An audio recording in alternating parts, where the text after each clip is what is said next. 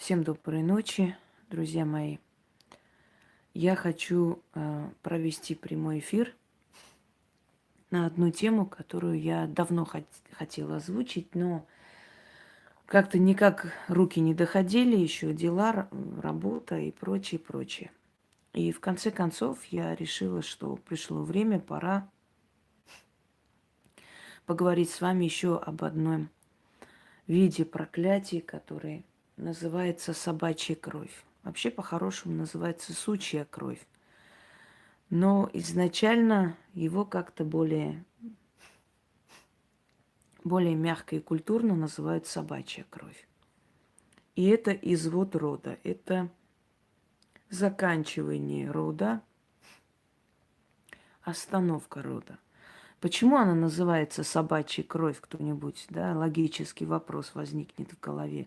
Какое имеет отношение собака к изводу рода и прочее, прочее. Причем здесь вообще собака? Дорогие друзья, у восточных народов прелюбодеяние или инцест называет собачий грех. Ну, например, в армянском языке называется шанутюн, грузины называют заглоба и так далее, и так далее. Но если я так дословно переведу слово собачица, это вы не поймете. Просто у восточных языков есть определенный колорит, который, для западных, для европейских языков он непонятен. Есть определенный колорит, есть определенные, скажем так, окончания, есть определенные склонения, которые для других языков непонятны. Но если дословно, то есть не дословно, если так смысл перевести, это собачий грех. И что это такое? Наша природа, она очень, извиняюсь, что-то никак... Она очень разумно устроена. Если вы смотрели когда-то Discovery, если вы смотрели жизнь там животных, животного мира, то знаете, что львы своих самцов по достижению совершеннолетия выгоняют из прайда. Это делается для того, чтобы они не сошлись, не создали пару со своими сестрами и тетками, ну и, естественно, и матерью. Поэтому их изгоняют из прайда, и они ищут себе новый прайд. Они должны завоевать новый прайд, изгнать старого вожака и забрать его гарем. Слонихи выгоняют самцов из своего стада, и слоны-одиночки бродят по саванне, выгоняют тогда, когда те достигают половой зрелости. Вот как только у них начинается выделение определенного гормона, феромон называется, насколько я помню, как только у них начинается выделение вообще, которое наглядно показывает, что слон ищет самку, они выгоняют этого уже зрелого слона. В принципе, они его до 2-3 лет иногда держат в стае, потом изгоняют. Для того, чтобы не произошли браки, то есть между собой, да, соединение, слияние. Слонихи изгоняют самцов в засушный период. Вот только вот задумайтесь, женщины, которые раздвигают ножки перед каждым и вторым, и рожают, есть условия, нет условий, 20 детей в одной комнате, они и об этом как-то не задумываются. Слонихи изгоняют, выгоняют, отгоняют от себя самцов, чтобы не забеременеть в засуху, потому что понимают, что если они забеременеют в засуху, то рожденный слоненок может не выжить. Оказывается, животный мир умнее некоторых женщин, то есть особей женского пола. Животный мир не рожает в такие периоды, когда засуха, когда мало еды, когда передвигаются и так далее, и так далее. Они регулируют свою рождаемость тем, что не подпускает к себе самцов. Чего не можем сказать о самках человеческих.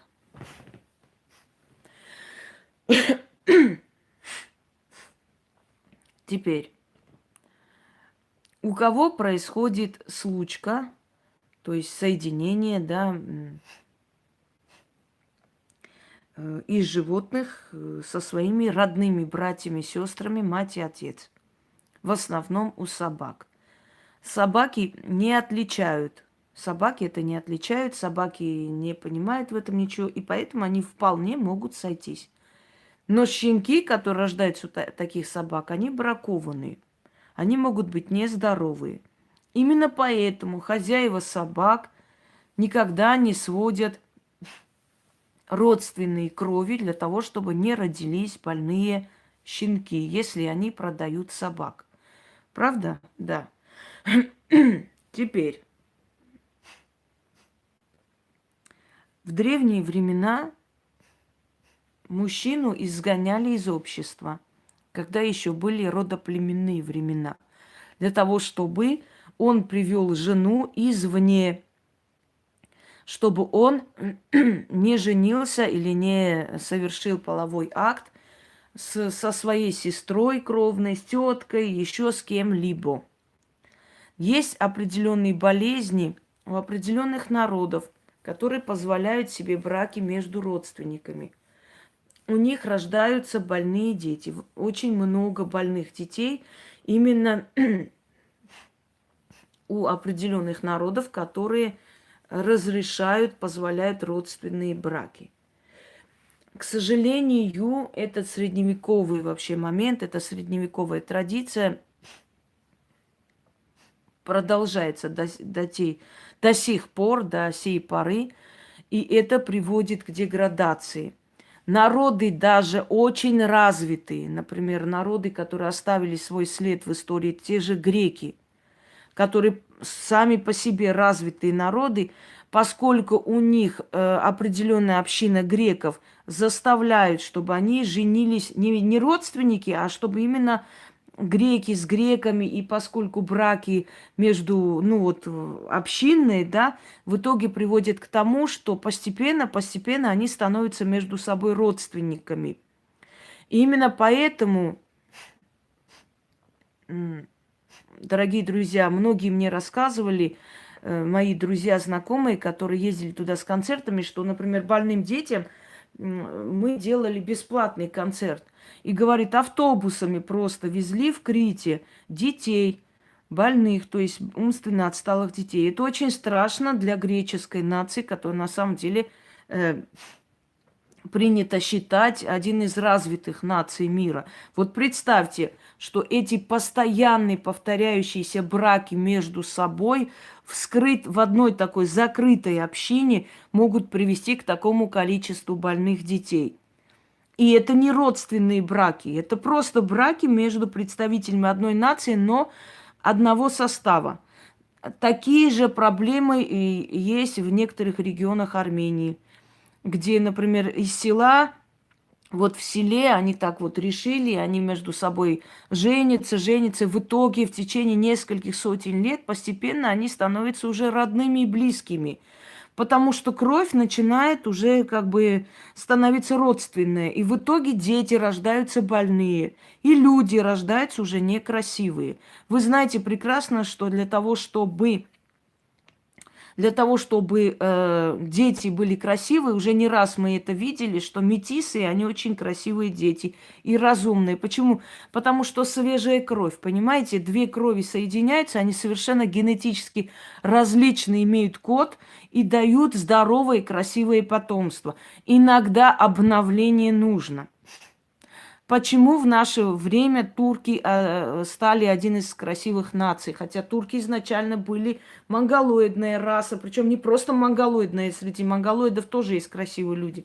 Но они были раса очень грубоватая, их, по описанию они были маленькие, кривоногие, страшненькие.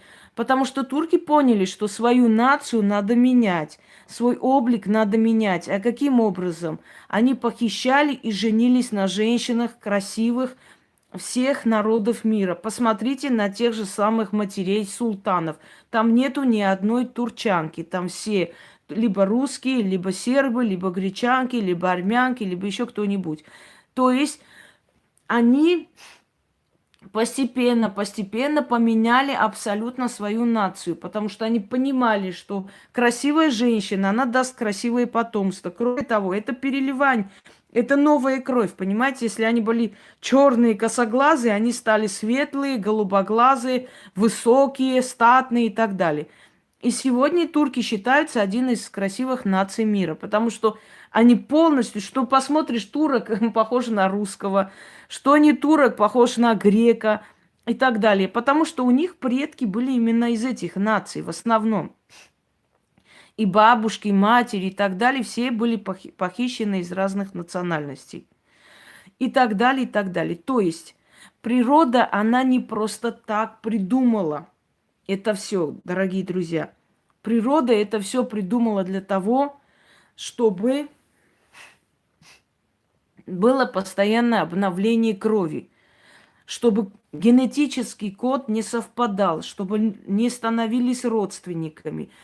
Природа придумала с помощью животных определенные законы и определенные обычаи поведения стаи, прайда и так далее, изгнание самцов. Мы должны многое у них научиться. Изгнание самцов для того, чтобы они создавали свой прайд, для того, чтобы они взяли свои гаремы, но не здесь. То же самое происходило в первобытном обществе.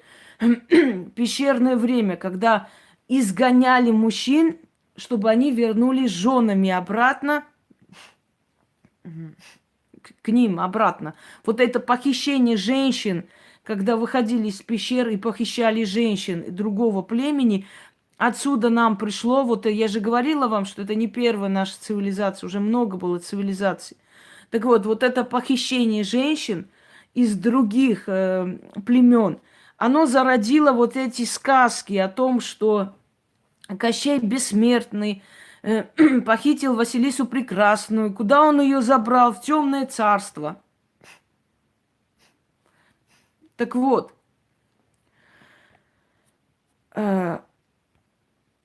дело в том, что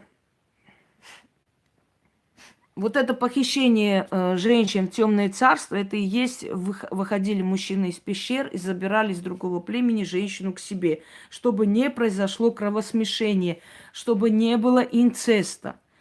Дорогие друзья, собачья кровь – это когда брат побывал в постели у сестры. Собачья кровь – это когда мать побывала в постели у сына. Страшно даже подумать о таких вещах, но это реальность, это бывает, и такие случаи бывали и есть. Собачья кровь – это когда отец побывал в постели у своей дочери. Это насилие, это добровольная связь и так далее. Ну, бабушек, дедушек, в общем, не буду сейчас говорить. Собачья кровь – это кровосмешение ближайших родственников. И если уж у таких родственников еще и дети родились, это очень страшно. Я вам расскажу два случая. Первый случай – это когда к нам, у тетки моей я отдыхала, и у них рядом в саду бегали дети, были маленькие, 12-13 лет, мальчики, девочка. И вот эти мальчики все время тискали эту девочку, пытались снять ей трусы, она кричала, мать выходила, их била и так далее. И у меня тетка все время говорила, ну, что тут поделать, собачья кровь дает о себе знать. И я спрашиваю, а что за собачья кровь? Она мне, естественно, не ответила. Через много лет я узнала, что у этих мальчиков и девочек брат, то есть отец и мать, брат и сестра. Для того, чтобы никто об этом не узнал, они переехали в другой город, чтобы никто не узнал. Но, знаете, добрых людей много, это разнесли. Они родные, брат и сестра. То есть даже не сводные никак, родные. Они вместе их нашли родители. Сначала хотели избить, узнав, что она беременна. В общем, сказали, убирайтесь. Они убежали сюда, родители дали им денег, они купили дом и вместе жили в этом доме. Вполне приличные люди. Пусть у вас не создается впечатление, что люди, которые ложатся в постель к своему брату, сестре, обязательно какие-то конченые алкаши. Нет, собственно говоря. И они, вот их дети уже с этого возраста лезут уже друг другу в трусы. Люди, у которых в роду такое было, либо насилие отца, либо инцест, либо, ну вот, любое кровосмешение между родственниками. Начинается на сексуальной почве очень большой сдвиг. Очень, очень страшная вещь начинается. То есть на сексуальной почве это абсолютно сдвинутые люди в сторону. Они могут в пьяном угаре пойти лечь под кого угодно. Они не разбирают возраст и прочее, прочее, им без разницы. Они на этой почве тронутые очень сильно. Разговоры об этом. Некоторые из них даже пробуют себя в проституции, чтобы посмотреть, как это им приятно это все. Унижение и прочее, прочее. Сейчас я объясню, почему это происходит.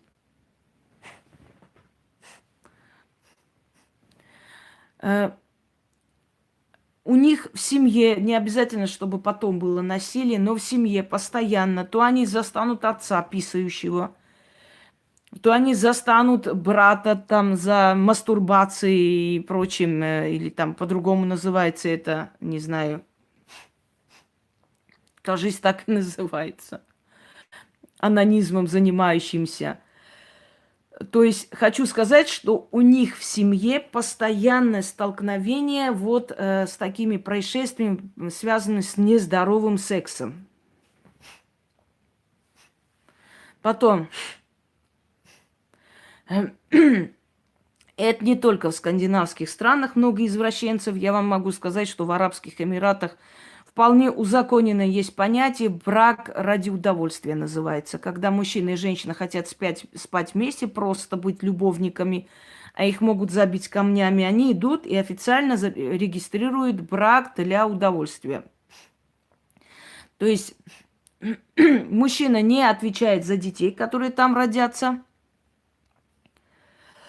Мужчина не отвечает, да, я уже говорила, не хочу сейчас подчеркивать, но страны и народы, в которых очень часто происходит замужество близких родственников, постепенно деградируют эти люди. У них начинается душевная болезнь, и очень много становится душевно больных людей. От этих стран чаще всего и терроризм, и убийства, и всякие там целые своры бандитов, которые могут пойти воевать, и постоянная агрессия. Афганистан вам, пожалуйста, в пример. После революции, после свержения нормальной человеческой власти в Афганистан пришли к власти талибы, которые разрешают браки между чуть ли не детьми, там ребенку 15 лет или 12 лет, мужу 70 лет. Значит, между двумя братьями и сестрами и так далее, и так далее. Вот вам вырождение целых наций, вот просто деградация наций, которая постепенно приводит, уже рождаются некрасивые люди, уже сумасшествие, и людей на улице могут избить и убить, и сжечь живем, если там в сторону мечети не так посмотрела, или там они решили, что ты там не так, не что-то не то сказала. Женщина, которая вышла замуж не захотела выйти замуж за своего брата, они родственниками ее убили, причем она лежит, валяется. Это называется убийство во имя чести. Это их ребенок, это их дочь, это их сестренка, с которой они росли. Они как звери над ней, над этим трупом спокойно стоят. Как будто так и надо, ничего здесь такого нет. Рядом валяется нож, которым ее убили, у нее полуоткрытые глаза, смотрит в небо. Нормальная вещь, что здесь такого? Они же убили во имя чести, ну и что? Такие гордые стоят возле этого трупа своей сестренки, которую они только что прирезали и так далее. То есть о чем это говорит? Это говорит о том, что это деградация. В Афганистане есть целые женские тюрьмы, можете набрать, посмотреть.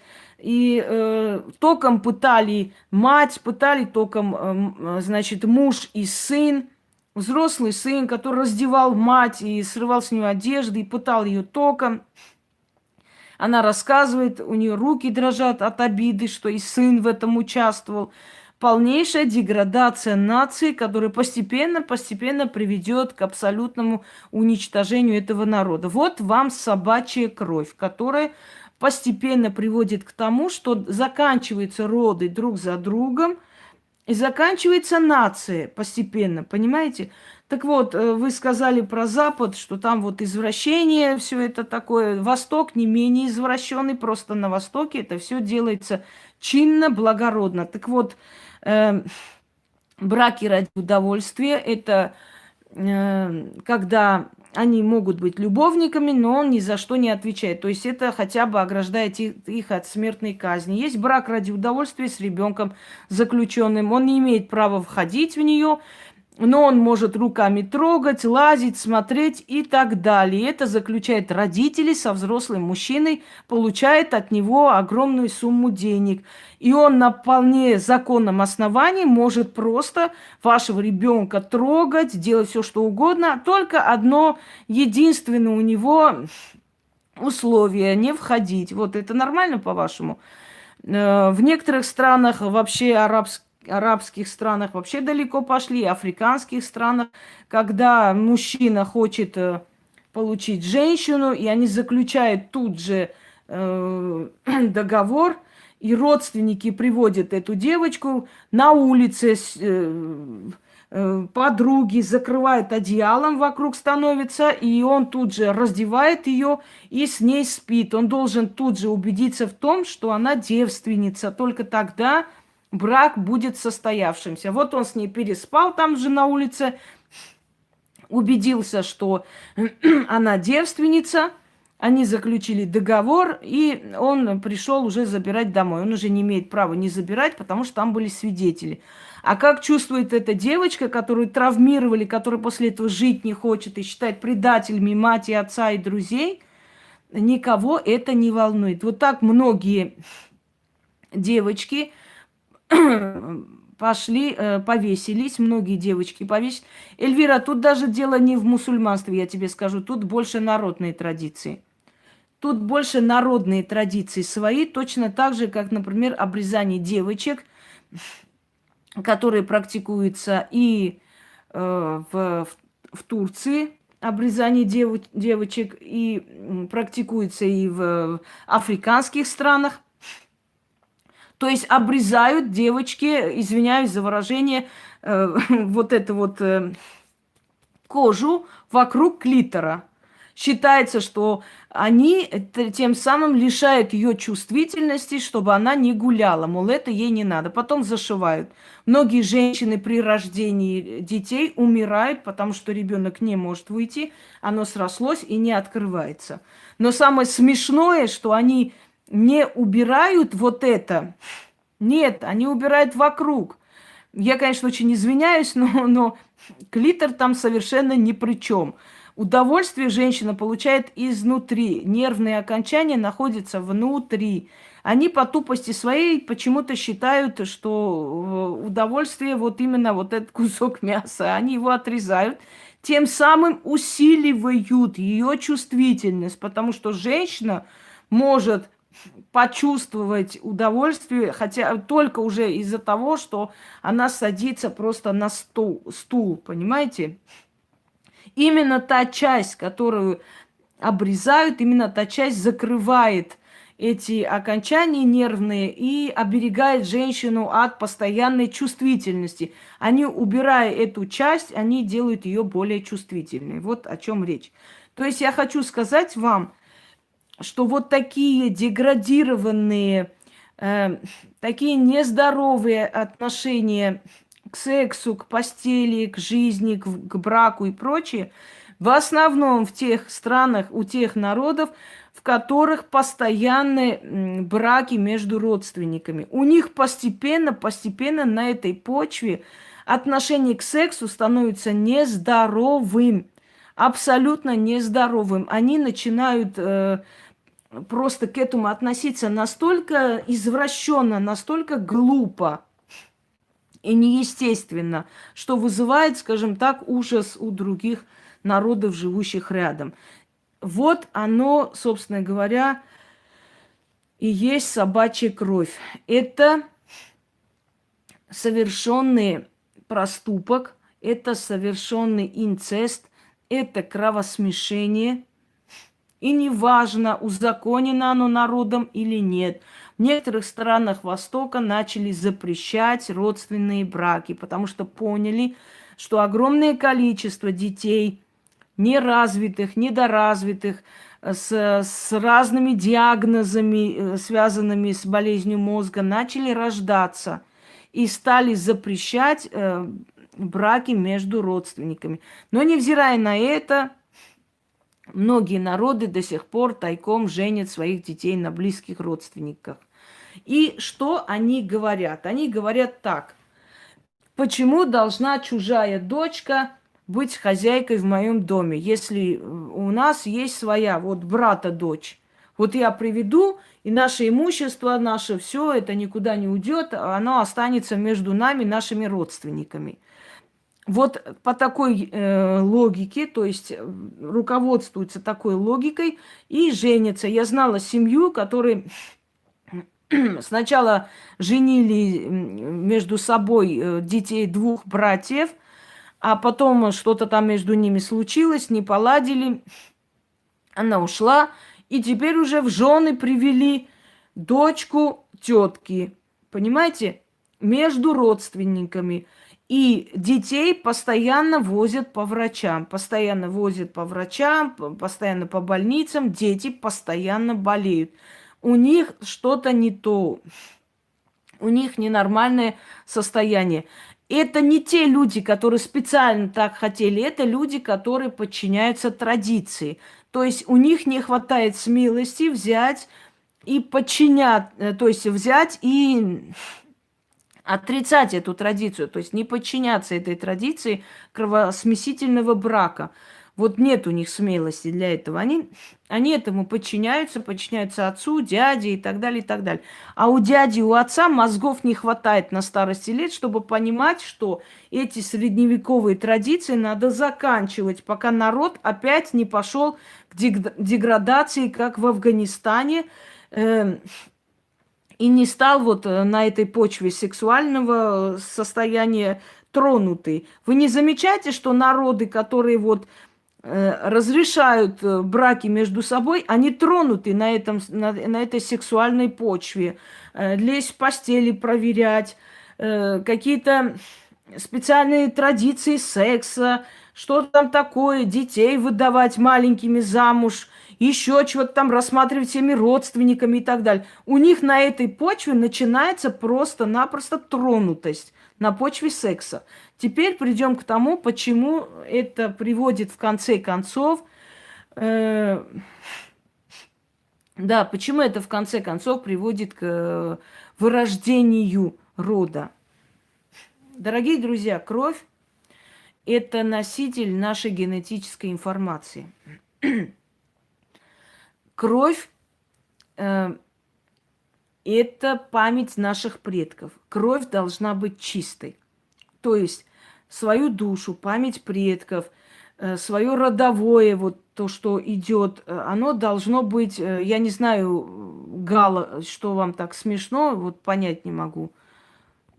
Чего вы так посмеялись?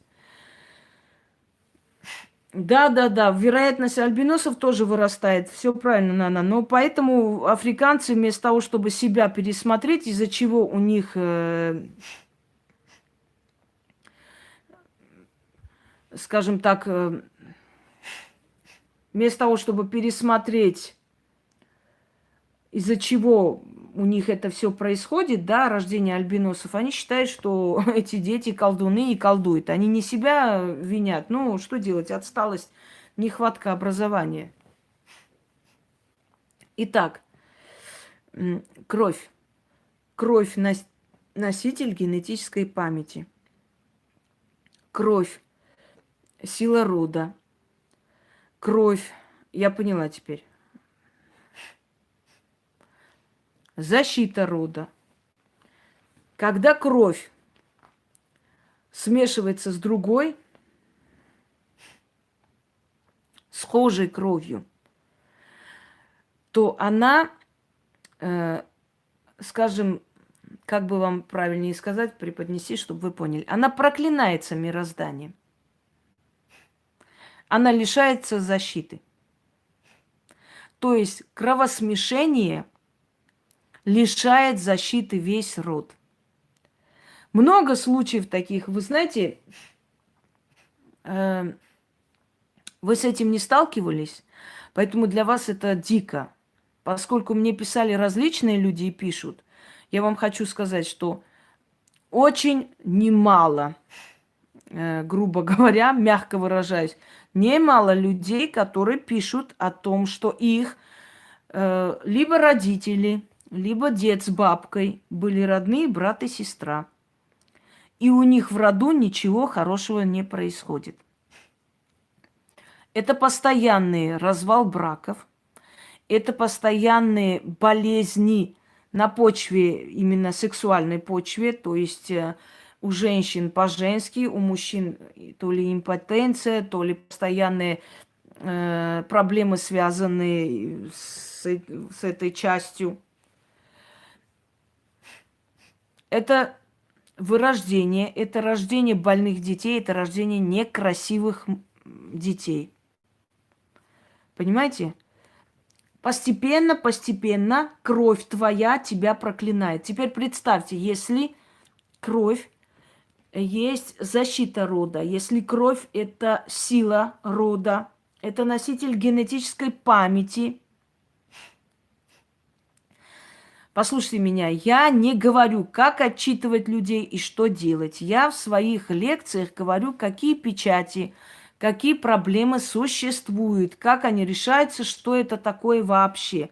Но я не говорю, как надо их отчитывать, потому что такие вещи делают только ведьмы. Я говорю проблему, что она существует и она вероятна. Это драки из-за мужчин, это повторяющиеся приставания к своим детям в пьяном угаре или не совсем. Матери, которые допустили, чтобы отец, я не говорю уж про отчимов, матери, которые допустили, чтобы отец домогался дочерей и закрывали на это глаза, потому что он деньги приносил или еще что-нибудь, или потому что они шлюхи, и им очень нравилось под него ложиться, и они закрывали глаза на все на свете, эти матери прокляли свой род. То есть своим вот этим закрыванием глаз они приведут к тому, что род их будет вырождаться. Потому что дочь выйдет замуж, и точно так же случится с их дочерью. Вы помните, такой фильм играет Пенелопа Круз, называется «Возвращение». Посмотрите как-нибудь на досуге. Когда она подверглась насилию, ее изнасиловал отец, она забеременела и ушла из семьи. Мать, которая защищала его все время, не верила в это. В итоге все-таки поверила. Она все же поверила, но в старости лет и так далее. Это долгая история. И однажды она возвращается домой, она родила дочь, вышла замуж. Вот она возвращается домой и видит дочь на улице. Если смотрели, смотрите этот фильм. Оказывается, что ее муж, который ее воспитал, и она считала его отцом, ее домогался и пытался изнасиловать. И дочь ударила его ножом. И она ей сказала: запомни, это не ты убила его, это я его убила. То есть взяла на себя эту ответственность, но потом повела его, тайком похоронила. Смотрите, что происходит. Сценарий повторился. Повторился, потому что кровь стала вот той самой собачьей. Кровь стала проклятой. Понимаете? Это будет повторяться. Будет повторяться домогательство, насилие. Будет повторяться насилие со стороны других людей. Будет повторяться насилие в семье. Будут постоянные болезни, рождение больных детей и рождение некрасивых детей.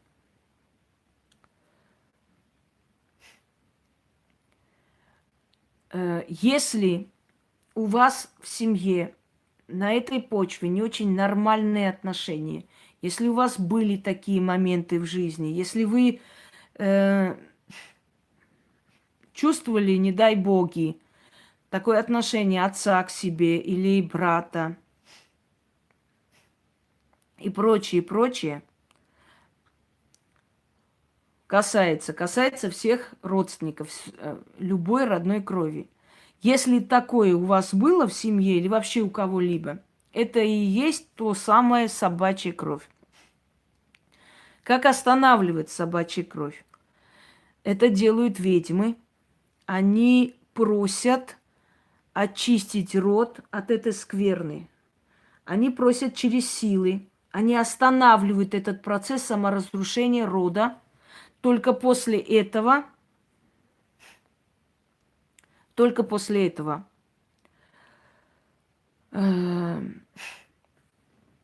обновляется новый род, и после этого останавливается вот то, что было.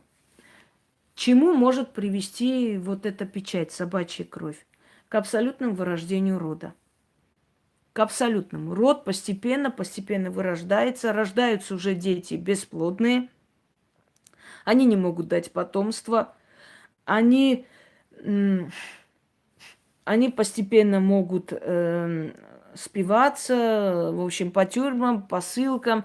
У них много там браков, не, скажем так, нехороших и непригодных, знаете, неудачных. Все это разваливается. Постепенно уже в роду начинают рождаться только девочки. Эти девочки выходят замуж, не рождают детей, и в итоге они остаются одни совершенно. И так многие роды постепенно погибли. И так погибают целые народы. Я вам хочу сказать, что многие могущественные народы древности, например, Медиане. Мидия была огромной страной, огромным государством. Мидия тоже погибла, растворилась среди персов и так далее. У медиан тоже была традиция родственных браков. Там вообще отец мог жениться на дочери. И со временем эта могущественная нация абсолютно исчезла с лица земли. Растворилась просто между другими народами, собственно говоря, и перестала существовать. Мы говорили о гуннах. Мы о гуннах точно так же. У гуннов точно такая же была традиция жить с ближайшими родственниками. Гунны тоже исчезли с лица земли, как народ со временем. Что именно? Если женщину изнасилуют, может быть расплата за грехи отца. Давайте вот эту хрень собачью, мне здесь вот про грехи отца, давайте эту чушь больше не хочу я слушать. Итак, дорогие друзья, если вот есть такие симптомы, если в вашей семье вы видите, что, например, брат ведет себя неадекватно по отношению к родственникам, по отношению к девочкам, да, племянницам, да даже к своей дочери, к своей сестре, ну, в общем, у него поведение ненормальное. Если вы чувствуете, что ваш отец вел себя недостойно, когда пил, он начинал лишнего себе позволять, и, ну, такие вещи, которые дети видеть не должны и вообще даже чувствовать не должны от своего отца и прочее, прочее, это говорит о том, что очень может быть, что ваши далекие предки или в роду был такой момент инцеста. Кровь сама себя прокляла. Кровь имеет есть определенные законы, каноны, определенные, скажем так, рамки, в которых существует наша Вселенная и в которых существует вообще род и программа рода и прочее. Если это нарушают, переступают, то наступает, то есть род лишается защиты. Он перестает быть защищенным, он больше не подпитывается энергией мироздания, которая нужна каждому роду, чтобы вести свое продолжение. Он просто лишается подпитки. Его развитие останавливается. Вот так будет самое правильное, что сказано. На генетическом уровне он продолжает свое ненормальное поведение, вот эта вот линия рода.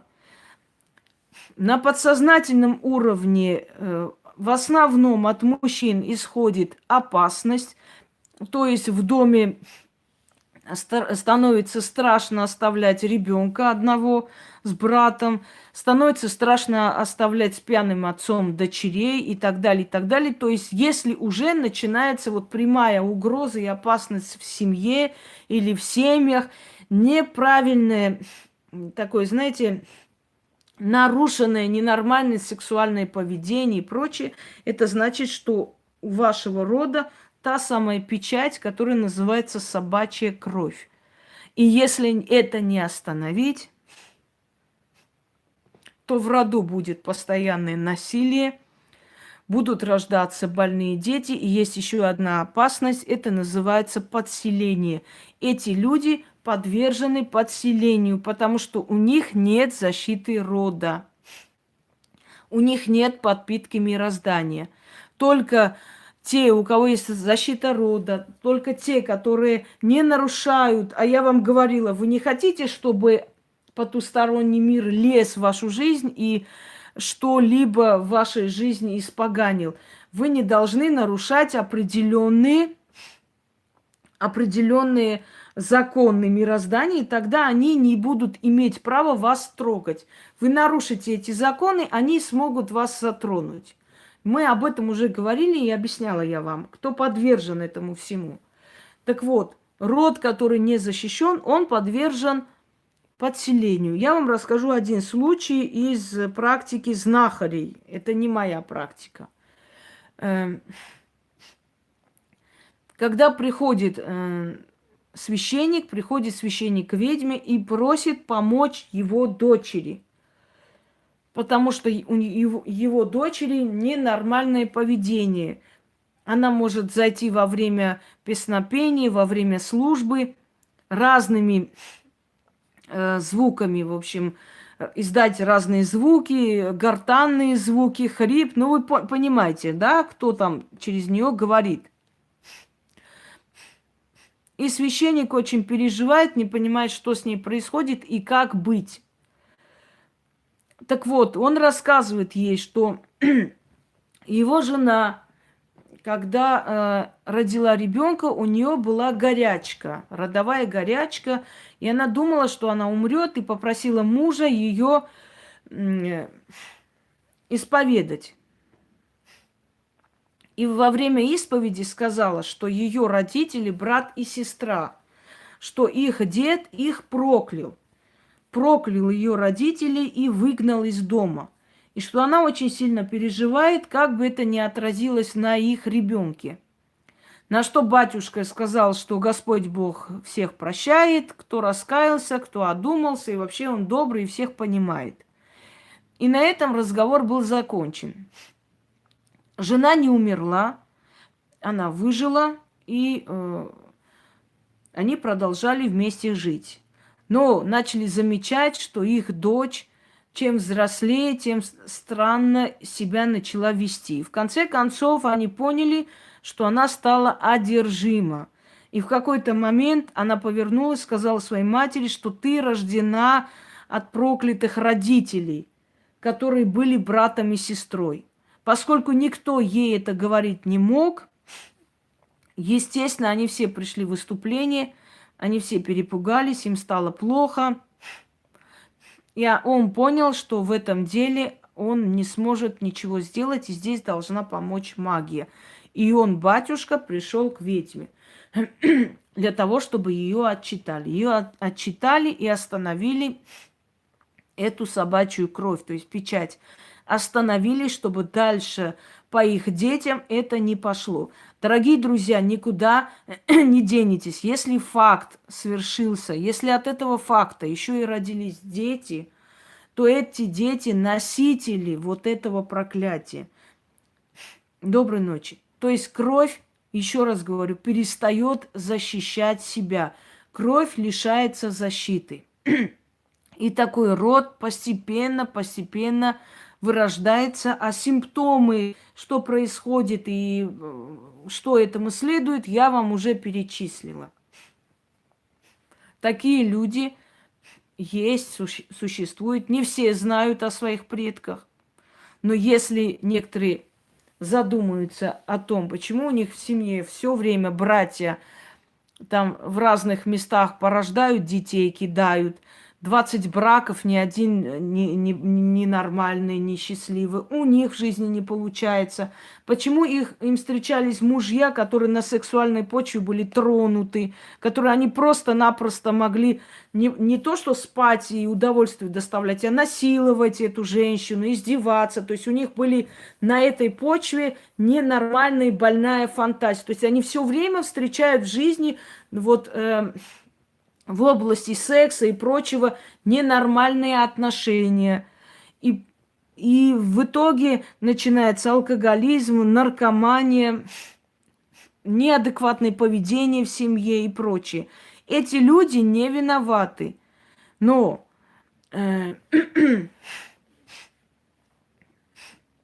да, женятся. Эти люди не виноваты, но родственные браки чреваты, во-первых, больными детьми, деградацией, душевными болезнями. Душевные болезни, то есть это 100% постепенно идет. Я уже вам привела пример Афганистана, да, и вы видите, насколько они уже тронуты на этой почве, просто тронут, сумасшедший уже становится народ постепенно. Это интеллектуальные, уже низкоинтеллектуальные способности. Это различные отклонения психики, различные отклонения поведения и так далее, и так далее. Очень может быть, что ваши дальние предки, а может быть и ближайшие, имели неосторожность натворить вот эту непростительную ошибку перед мирозданием и заработать себе вот эту печать собачьей крови. Если в других случаях родовое проклятие может одного затронуть, других нет, может в роду один расплатиться и так далее, то вот эта вот печать собачьей крови рано или поздно полностью уничтожит род. Испорченная кровь мироздание уничтожает. Как вам еще сказать? Древние народы, практикующие между родственниками браки, уже ушли в небытие, их нет. Они со временем полностью уничтожились, растворились в других народах. Испорченную кровь мироздание уничтожает. Если это не остановить, если не просить, если не вымолить, если не исправить, испорченная кровь идет к уничтожению. Точно так же, как тухлое мясо гниет и становится, в общем, в землю превращается. Оно уничтожается. Никто тухлое мясо не ест. Но если он не двинутый. То же самое, испорченную кровь мироздание не принимает. А это испорченная кровь. Так вот, эта кровь должна полностью уйти в землю. То есть все, кто в этом роду, рано или поздно должны все оказаться в земле и аннулироваться, то есть обнуляться. Все. Они для мироздания уже как вам сказать, кандидаты на уничтожение. Понимаете меня? Будет это длиться 50 лет, 100 лет, 200 лет, неважно.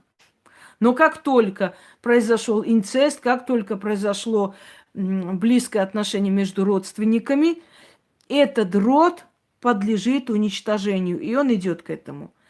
Народ, который практикует инцест, со временем идет к уничтожению. И неважно, сколько там будет идти. Ева, когда была плоть от плоти, других женщин там не было. И это совершенно другое. Он не был ему отцом. Ева не вышла у него с одного места. Ева вышла из ребра. И еще большой вопрос, вышла ли, так ли было. Или это прекрасная, красивая легенда. Когда на земле было мало людей, дорогие друзья, что за дебилизм? Секта, вы что, блин, шуганутые какие-то бараны или кто? Да, секта здесь, ага. Добро пожаловать, придурки. Когда на земле было мало народу, вопрос создается, а женились ли между собой брат, сестра и так далее? Может быть и женились. Но те, кто женился, со временем ушли в никуда. Опять начинается. А почему у евреев... А где у евреев браки между родственниками? Где вы такое видели? Я у евреев не знаю браков между родственниками ближайшими. У евреев это вообще не принято. Кто вам это сказал? Что у евреев браки между родственниками приняты. Кто вам эту тупость сказал? Я такое не знаю у евреев. Если у евреев какие-либо есть направления, у которых такое есть, брак между родственниками, этот род тоже со временем вырождается. Так вот, когда на земле было мало людей, мало человеков, если люди женились между собой как брат и сестра, то давно уже эта кровь переработалась, переменилась давным-давно. И те роды, которые были между собой женаты, ушли в небытие, и уже больше стало генетики, и вот это все переработалось, это все уже исправилось, это все переделалось до наших дней, понимаете? В древние века. Если в древние века были браки между родственниками, может быть и были. Но я вам еще раз повторяюсь, когда уже распространилось, стало больше народу, это все изменилось, это все уже генетический код поменялся, все, уже была возможность брать в жены других женщин, других девушек из других племен. А те, которые изначально взяли, они изначально ушли, да, ушли и закончилось на них это все. Но сейчас нет такой необходимости. Если у вас такое есть дома, если вы замечаете еще между своими детьми такие вещи, или между детьми, например, племянниками и так далее, такие моменты бывали.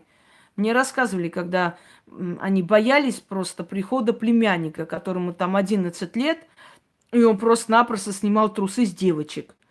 Есть такие дети и в школах, которые идут в туалет друг другу письки показывать. Это тоже дети с отклоненной психикой. Очень может быть, что в их генетике это тоже есть. Понимаете? Вот в каждом селе есть такая семейка, в котором ненормальное поведение сексуальное. И все это знают, и все над ними смеются. Это называется сельские клоуны, понимаете? Но там смешного ничего нет. Потому что они видят, они понимают, что там и между братом, и сестрой, и все прочее, прочее. Испорченная кровь, собачья кровь называют. То есть кровь, которая ненормальна, то есть генетика, семейный устой, род, который ненормальный, неправильный, лишенный силы мироздания, лишенный защиты мироздания, который рано или поздно идет к уничтожению. На этом все.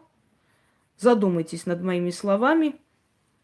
Я думаю, что для многих будет полезно. Даже если они открыто не признают, и они будут правы, потому что это не очень приятный момент, чтобы признавать. Но невзирая на это, задумаются. Ну и вы задумаетесь, глядя на людей, которые вокруг вас находятся и которые, скажем так, поведение этих людей. Кстати, Дина, ты права. Очень может быть, потому что люди, которые тоже постоянные отклонения на сексуальной почве, люди, которые такие грязные, любят фотографии делать, фотошопы делать с членами и прочее, прочее, у них тоже очень может быть, что в роду было или насилие между родственниками, или инцест. Очень может быть. Потому что таких людей легко распознать по тому, насколько у них болезненное, неправильное восприятие вообще секса и противоположного пола. То есть они вот они зациклены на этом. И у них тоже очень может быть, что в роду, да, вот, кстати, напомнили, что в роду предки совершили такое. И поэтому у них вот это есть. Ну и сутенерство и прочее, прочее тоже вполне может быть. Люди, которые относятся к этому как к средству для жизни, то есть они считают, что это нормально, и в этом ничего такого нет. У них тоже очень может быть, что такое неправильное восприятие вообще половых отношений, и что у них тоже далекие предки или ближайшие предки совершали подобную вещь, и на этой почве вот, подсознательно у них немножко нездоровые отношения к этому всему. Всем удачи!